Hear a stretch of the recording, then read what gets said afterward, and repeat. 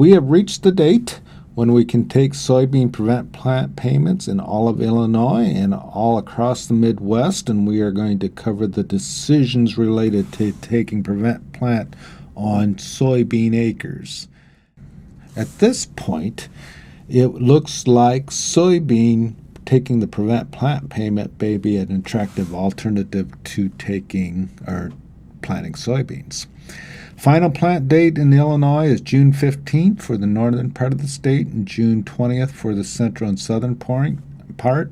Again, after we reach that date, we can take the prevent plant payment, which means we can take the prevent plant payment. We can continue to plant soybeans, but during the late planting period, which is 25 days after the final plant date, our crop insurance guarantee is reduced 1% per day.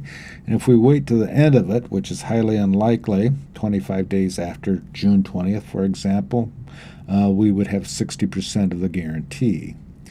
To give us some feel of whether we should plant or not plant, we have to have some estimate of the yields.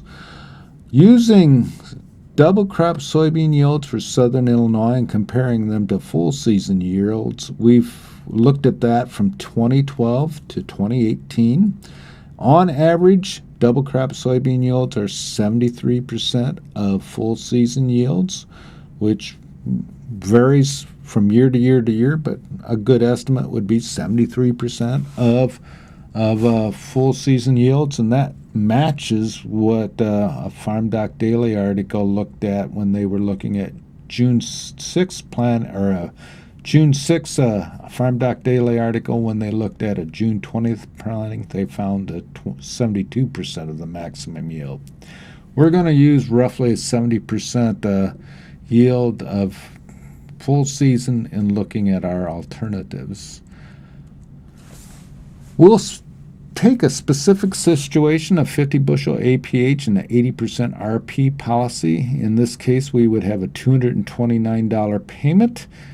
If we have $40 of cost associated with that taking prevent plant payment, which would include weed control cost and the cost associated with weed control, we would have a $189 net return from prevent planting.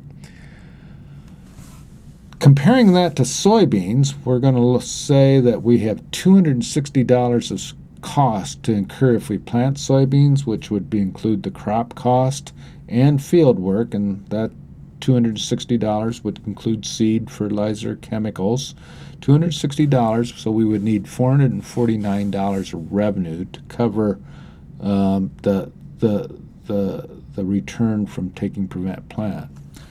We'll assume also that we get a $50 market facilitation program payment, which we don't know yet, but that would mean that we would need $399 in revenue from crop sales and crop insurance.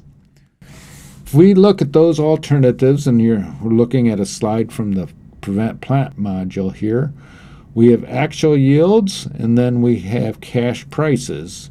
If we first zero in on that 50 bushel actual yield, which would be the same as our APH, if we get that actual yield and have a higher than an $8.50 harvest price, we would have higher net returns than our $189 from prevent planting.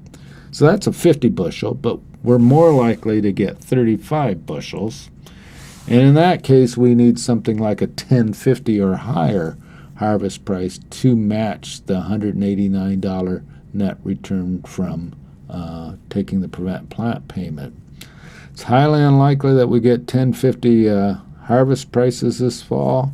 So if we use sort of a typical late planting yield, we're probably not expecting planting to have a higher return than taking the prevent planting payment.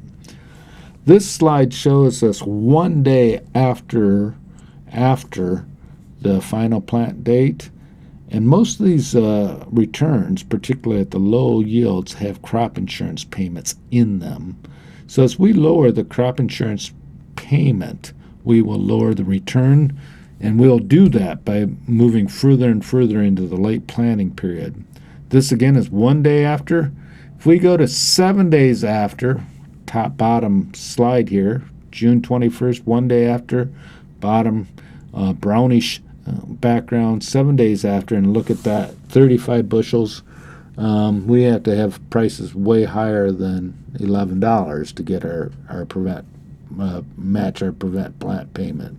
So as we move later in the season, it's going to be much harder to have planting return higher numbers than prevent plant. So right now it looks like planting soybeans in this late planting period, given what we would expect yield declines to be pretty marginal. So it's a tough time to be making these decisions, but it looks like a marginal return. Again, those returns would be low and result in very low incomes. We thank you for listening to this webinar, and as we get more information on prevent plant and other issues, go to our Farm Doc Daily website.